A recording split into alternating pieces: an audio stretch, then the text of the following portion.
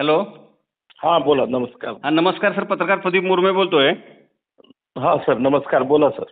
Sir, Maratha योद्धे हा मनोज जरांगे पाटील हा मराठा आरक्षणासाठी आमरण उपोषणात बसले आहेत हा आणि त्यांच्या आमरण उपोषणाचा आज 8वा दिवस आहे.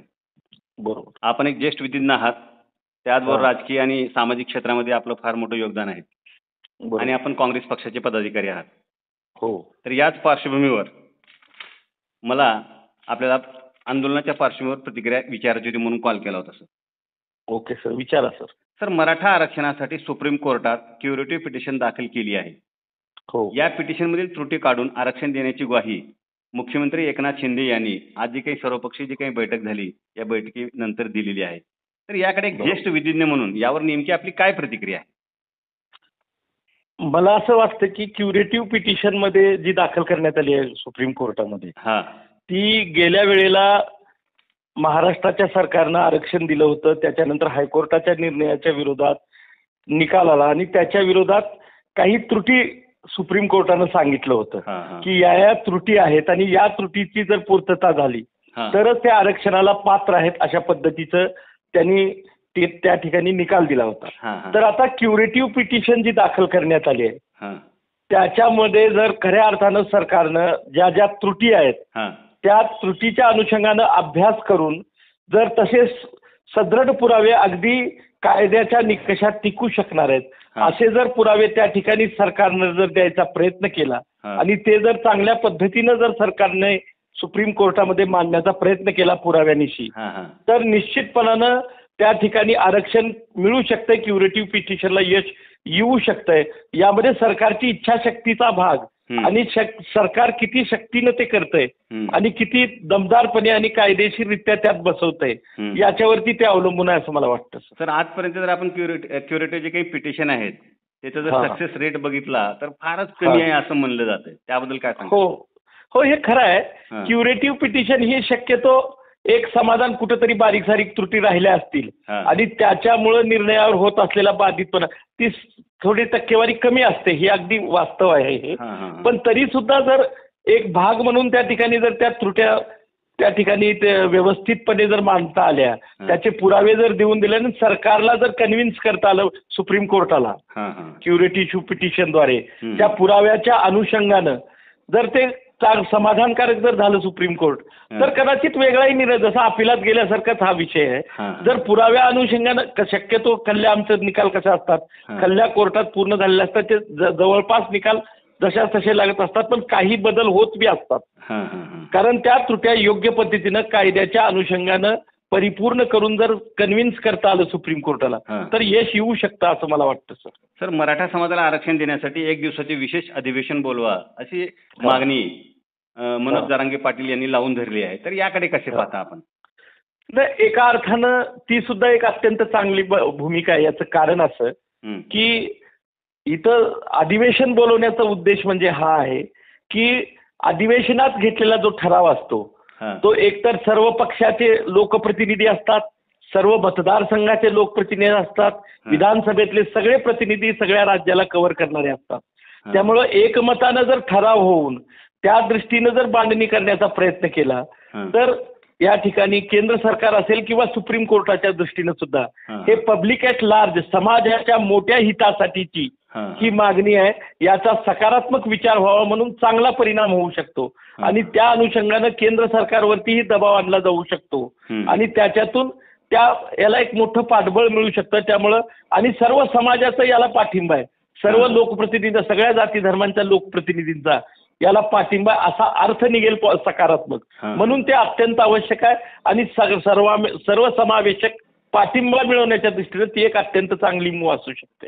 सर, प्राप्त परिस्थितीमध्ये जर आपण बघितलं मराठा समाजाला कायद्याच्या चौकटीत टिकणारं अशा प्रकारचं जे काही आरक्षण आहे हे कसं मिळू शकेल असं तुम्हाला वाटतंय? नेमकं मला असं अनेक अनुभव, अनेक निकाल मागलचे, अनेक वेगवेगळ्या भूमिका, अनेक पक्षांनी मांडलेल्या भूमिका किंवा विचारवंतांनी, कायदे तज्ज्ञांनी भूमिका, तर मला सुद्धा एक वकील म्हणून असं निश्चित वाटतंय की या सगळ्या गोष्टींना आरक्षण जर मजबूत आणि टिकणारं आरक्षण आपल्याला पाहिजे असेल तर यामध्ये एक गोष्ट आहे, काळाची गरज असेल किंवा देशातल्या अजूनही मोठ्या वर्गांना जे श्रम करत आहेत, शेतीवरती कष्ट करत आहेत किंवा वेगवेगळ्या क्षेत्रात कष्ट करणारा अनेक समाज आहे. त्यांना त्यांच्या भविष्याचं उद्दिष्ट लोकशाहीमध्ये इतके वर्ष स्वातंत्र्य होऊन सुद्धा आपल्याला ते मिळालेलं नाहीये. त्यामुळं त्या अनुषंगानं हे होणं अत्यंत गरजेचं आहे असं मला वाटतं. आणि त्या अनुषंगानं जर चांगल्या पद्धतीनं प्रयत्न तर ही काळाची गरज आहे. हे ज्यावेळेस सुप्रीम कोर्टालाही कळेल की बाबा पब्लिक ॲट लार्ज एका मोठ्या समाजाची एक मोठा वर्ग विकासापासून वंचित आहे, त्यांना प्रगतीचे पंख सापडत नाहीयेत, त्या अनुषंगानं हे आरक्षण आहे, त्या अनुषंगानं पटण्यासाठी ही अत्यंत मोलाची भूमिका असू शकते सर. तर मराठा समाजाला आरक्षण कधीच मिळू शकत नाही असं ॲडव्होकेट गुणरत्न सदावर्ते म्हणतो. तर याकडे आपण ज्येष्ठ विधिज्ञ म्हणून कसे पाहता किंवा यावर नेमकी आपली काय प्रतिक्रिया आहे? सर, मला एक वकील म्हणून आणि राज्यघटनेचा आदर करून मला हे निश्चितपणाने एक वकील आणि एक कार्यकर्ता म्हणून सुद्धा मला असं वाटतं. शेवटी राज्यघटना ही लोकांच्यासाठी चाललेली राज्यघटना असते. लोकशाहीमधली जी घटना असते त्या देशाची ती घटना लोकशाहीसाठी आणि त्यामध्ये दुरुस्तीचं प्रावधान सुद्धा असतं. ज्या वेळेला लोकांच्या मोठ्या वर्गाला जर त्याचं काही साध्य होत नसेल तर त्यामुळे कायद्यामध्ये दुरुस्ती करून तशा घटना दुरुस्त्या करून अनेक गोष्टी साध्य केल्या जाऊ शकतात आणि ते सदृढ लोकशाहीचं लक्षण आहे. डॉक्टर बाबासाहेब आंबेडकरांनी सुद्धा हे जाणीवपूर्वक याच्यामध्ये त्याचा अंतर्भूत करण्यात आलेला आहे. त्यामुळे मला असं वाटतं की त्या अनुषंगानं ही एक करता येऊ शकतं. असं अजिबात नाही लोकशाहीमध्ये कुठलीच गोष्ट करता येत नाही असं म्हणता येणार नाही असं मला वाटतंय. लोकशाहीचे आपण भोगते म्हणून आज समजा आज एक निर्णय घेतला गेलेला आहे. आपण एक उदाहरण म्हणून समजू, एखादी निर्णय आज घेतला गेलेला आहे पण उद्याच्या दृष्टीनं काळाच्या दृष्टीनं तो निर्णय बदलावा लागणार आहे. कारण समाज बदलतो, परिस्थिती बदलते, गरजा बदलतात माणसांच्या. तर तशा वेळेला एखादी जर प्रश्न समाजाचा निर्माण झाला तर कायद्यानं घटना दुरुस्ती करून त्याचा घटनेत अंतर्भूत करून त्या समाजाला त्या घटकाला न्याय देण्याची भूमिका प्रत्येक लोकशाही देशामध्ये असते आणि भारत हा लोकशाही प्रधान देश असल्यामुळे अशी घटना दुरुस्ती करून त्या वर्गाला सुद्धा, त्या दबलेल्या वर्गाला न्याय देण्याची भूमिका लोकशाहीमध्ये घेतली जाऊ शकते. त्यामुळं असं म्हणणं हे साफ पद्धतीनं लोकशाही नाकारणं किंवा आपल्याच एकाच घटकाचा विचार करणाऱ्याची भूमिका असू शकते असं मला एक वकील म्हणून आणि एक कार्यकर्ता म्हणून दोन्ही म्हणून वाटतं. सर, मनोज जरांगे पाटील यांचं जे काही आंदोलन आहे तर आपण जर बघितलं या आंदोलनास राज्यभरातून फार मोठा उत्स्फूर्त पाठिंबा मिळत आहे आणि मनोज जरांगे पाटील आज मराठा समाजासाठी दैवत झाले आहेत. तर यावर नेमकी आपली काय प्रतिक्रिया आहे? सर, 2-3 गोष्टींचा जर विचार केला तर आज परिस्थिती अशी आहे की मराठा समाज जो आहे सर बहुतांशतः शेतीवरती अवलंबून आहे. बरोबर. आणि शेतीमध्ये होत असणारं नुकसान, शेती आसमानी आणि सुलतानी संकटात एवढ्या मोठ्या प्रमाणात अडकलेली आहे या देशाची दुर्भाग्यानं की या मोठ्या वर्गाचा जो आहे, जो प्रश्न आहे, शिक्षणाचा प्रश्न असेल किंवा कुठंतरी मेडिकलला नंबर लागणे, इंजिनिअरिंगला, त्यांच्या मुलांचे जे मुलाबाळाचे प्रश्न आहेत त्यांना एकतर आरक्षण असणाऱ्यांना तर तिथं न्याय मिळतो किंवा 1-2% कमी असले तर त्यांच्यावर अन्याय होण्याची परिस्थिती निर्माण झालेली आहे. आणि असा मोठा वर्ग रस्त्यावरती उतरत आहे. गुटखे खा, कुठं तर रस्त्यावर बेकारीचं मोठा प्रमाण वाढलंय. त्यामुळं त्या समाजाच्या प्रश्नासाठी आता खरं तर चीड ओढली आणि त्या लोकांना काय वाटायला लागलंय की आरक्षणवालेच आपल्यावरती अन्याय करत आहेत. अशा वेळेला त्या लोकांना सुद्धा सामावून घेणं ही काळाची गरज आहे सर.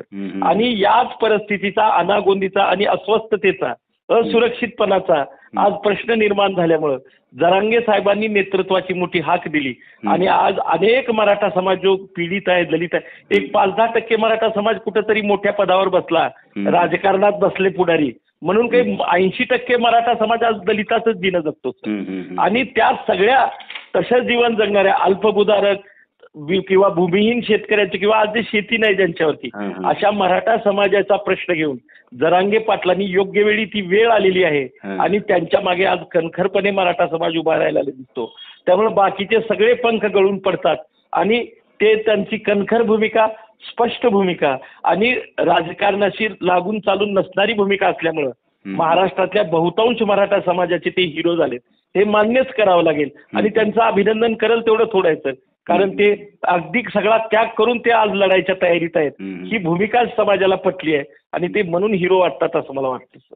तर मराठा समाजाची जी काही आरक्षणाची जी काही मागणी आहे आजची नाही तर 1982 पासूनची ही मागणी आहे आणि महाराष्ट्रामध्ये मराठा समाज बहुसंख्येने आहे आणि मागील 40 वर्षापासूनची मागणी असताना देखील आणि राज्यकर्ते मोठ्या संख्येने मराठा समाजाचे असून देखील ही मागणी अद्याप मान्य झाली नाही. तर याबद्दल नेमकं तुम्ही काय सांगाल? कसं झालंय सर माहितीये का, हा की महाराष्ट्रामध्ये अनेक वर्षापासूनची ही मागणी आहे. हा हा कोणी प्रयत्न द्यायचा केला नाही का असंही झालं नाही असं हा. नाही. पंजाबराव देशमुखांनी त्यावेळेला योग्य विचार करून मराठा समाज अजून ही सामान्यतः जीवन जगत आहे त्यांनी पाहिलं आणि त्यांनी ही थोड्याफार प्रमाणात विदर्भामध्ये त्यांना यश आलं मराठा समाजाला बरोबर त्यामध्ये घ्यायचंय. पण अजून मराठा समाजामध्ये सुद्धा शिक्षण गेलं नव्हतं, विकास झाला नव्हता. त्यामुळे त्यांच्या कल्पनेची एक धारणा होती की मराठा आरक्षण घेणं मराठा समाजानं म्हणजे काहीतरी कमीपणाची भावना असं कदाचित त्या काळात असेल सर. पण आज काळाच्या परिस्थितीनुसार आज यांची हलाखीची परिस्थिती झालेली आहे आणि काही भागात मिळालंय आरक्षण. आता आपण विदर्भात काही कुणब्यांना मिळालंय, त्या ठिकाणी कोकणात काही ठिकाणी मिळालंय. पण मराठवाडा आणि मधला जो पट्टा आहे त्याच्यापासून पूर्णतः वंचित निजामी राजवटीत होता, तो वंचितच राहिला आहे सर. त्यामुळे त्यांचा प्रश्न मार्गी लागलेला नाहीये सर. बरोबर. त्यामुळं ही आरक्षणाची आज गरज आहे आणि समाजाला त्याची गरज वाटते म्हणून ही एक मोठी लढाई होते. आणि अनेक वर्षापासून जे पुढारी आहेत सर जे झाले मराठा समाजाचे, मराठा समाजाचं काय झालं सर, जे पुढारी झाले त्यांनी त्यांच्या स्वतःच्या म्हणजे मुलाबाळांचं किंवा त्यांच्या पाहुण्यांचंच तेवढं लागून चालन केलं. त्यांच्याच परिस्थितीमध्ये फक्त फरक पडलेला एक 4-5% लोकांमध्ये दिसतो आपल्याला. पण बाकीचा 80% मराठा जो शेतीवरतीच अवलंबून केवळ कष्ट करून जगतोय सर. त्यामुळे त्यांच्या जीवनामध्ये काही परिवर्तन फारसं झालेलं दिसत नाही. आणि ते बिचारे जे पुढारी म्हणणारे मराठे होते, क्रीम वर्ग मराठ्यातला, जे एकतर राजकीय पदांवरती कारखाने असतील, मोठे शेतकरी असतील किंवा मोठे कारखानदार किंवा आपले आमदार खासदार असतील राजकीय पदांवरती असणारे, त्यांच्या दृष्टीने ते फावलं. त्यामुळे त्यांनी कधी सामान्य मराठ्यांचा विचार केला नाही. त्यांनी फक्त त्यांच्या मतांचाच वापर केला आजपर्यंत. अशी परिस्थिती झाली आहे आणि आज त्यामुळेच मराठा समाज नागवलेला दिसतोय, आडलेला दिसतोय, नडलेला दिसतोय. म्हणूनच समाजाची भावना या ठिकाणी तयार झाली आहे की या वरच्या समाजाने वर गेलेल्या, खरं तर 80% मराठा समाजाची त्यांनी विचार करायला गरज होती. लोकसंख्येनं आज आमदार जरी जास्त असले तरी बाकीच्या 80% मराठ्यांच्या जीवनामध्ये काही फार मोठं परिवर्तन झालं नाही. म्हणून त्यांचा प्रश्न आहे तिथेच राहिला आणि आज तो उचल खातोय सर. त्या दृष्टीनं आज त्यांची गरज आहे काळाची, म्हणून हा विषय वाचतो आणि पुढाऱ्यांनी खरंच यामध्ये लक्ष घालणं गरजेचं आहे. आता सुद्धा असं दिसतंय आपल्याला की इतर समाजाचे आमदार समाजासाठी झोकून द्यायला तयार दिसतात, पण आपले आमदार फारसं काही सत्तेचं लागून चालून सोडायला तयार दिसत नाहीत, कुणीही पक्षाचे असून. बरोबर. आज अशी परिस्थिती दिसते. त्यामुळे त्यांनी समाजाला वाऱ्यावर सोडलंय का काय, ही परिस्थिती समाजाच्या मनात झाली आहे सर. पुढे आरक्षणाच्या प्रश्नावर मराठा समाज लोकप्रतिनिधीवर फार मोठा रोष व्यक्त करत आहे. आपण काँग्रेस पक्षाचे पदाधिकारी आहात, तर याबद्दल नेमकी काय प्रतिक्रिया आहे? नाही, मी जरी पदाधिकारी असतो, मी एक छोटेखानी पदाधिकारी आहे सर, तरी सुद्धा मला असं वाटतं की मी आता जे कारण तुम्हाला सांगितलं की पुढाऱ्यामधली आणि समाजामधली जी नाळ आहे लोक कल्याणाची, ती नाळ कुठेतरी तुटलेली दिसते. समाजाची नाळ तुटलेली दिसते आणि स्वार्थीपणाचा प्रमाण वाढलेलं दिसतं. त्यामुळे याचा परिणाम असा झालाय आणि समाजाची असं समज होणं साहजिक आहे सर. कारण पुढाऱ्यांनी जर आपल्या समाजाच्या विकासासाठी मला एक गोष्ट कळत नाही, डॉक्टर बाबासाहेब आंबेडकरांनी दलित समाजाच्या उत्थानासाठी फार मोठं काम केलं. ही सामाजिक परिवर्तनाची लढाई ठरते, तर मराठा समाजाच्या लोकप्रतिनिधींनी त्याच्या समाजासाठी जर काही चांगलं करण्याचा प्रयत्न केला तर ती प्रतिगामी कशी काय ठरू शकते, ती सुद्धा एक पुरोगामीच भूमिका असू शकते. हा समज लोकप्रतिनिधींनी मराठा समाजातल्या सुद्धा करून घेणं अत्यंत गरजेचं वाटतं आणि ती करून घेत नाहीयेत दुर्भाग्यानं. म्हणून कदाचित समाजाची त्यांची नाळ तुटल्यासारखं समाजाला वाटते. मग खरे मराठा आरक्षणाच्या प्रश्नावरून सध्या जे मनोज जरांगे पाटील यांचं जे काही आंदोलन चालू आहे, या आंदोलनाच्या माध्यमातून मराठा समाजामध्ये क्रांती होत आहे असं तुम्हाला वाटतंय का? सामाजिक क्रांती? निश्चित सर. आज काय झालंय, जे तरुण वर्ग मराठा समाजातले ना नोकरी मिळत नाही, ना कुठे शिक्षणामध्ये त्यांना संधी मिळत नाही, ना शेतीमध्ये त्यांचं पोट भरत नाही. अशा वेळेला कुठेतरी गुटखे खाऊन टप्प्याटप्प्याने पानपट्ट्यांवर उभारणारे घोळकेच्या घोळके मराठा समाजाचे दिसतात सर. त्यामुळे त्यांच्याकडे कसलं कामच नाहीये आणि अशा परिस्थितीमध्ये त्यांना एक आशेचा किरण जरांगे पाटलांचं या ठिकाणचं आंदोलन वाटतंय. म्हणून मराठा समाज जास्त आकृष्ट झालाय आणि त्यांचीही गरज कुठेतरी बेकारीची वेगवेगळ्या पद्धतीनं त्यांच्या समस्यांची, शेतीच्या समस्या असतील किंवा आज वेगवेगळ्या पद्धतीनं ते जे सामोरं जात आहेत बेकारीला, वेगवेगळ्या प्रश्नांना, तर ती एक वाट त्यांना कोंडी फुटल्यासारखं वाटतंय. म्हणून आज लोक त्यांच्या मागे उभे आहेत असं मला वाटतं. सर, मराठा आंदोलनाच्या पार्श्वभूमीवर राज्य सरकार सध्या हे जे काही आंदोलन चालू आहे तर या माध्यमातून मराठा समाजाला आरक्षण देईल असं आपल्याला वाटतं का नेमकं? काय नेमकं?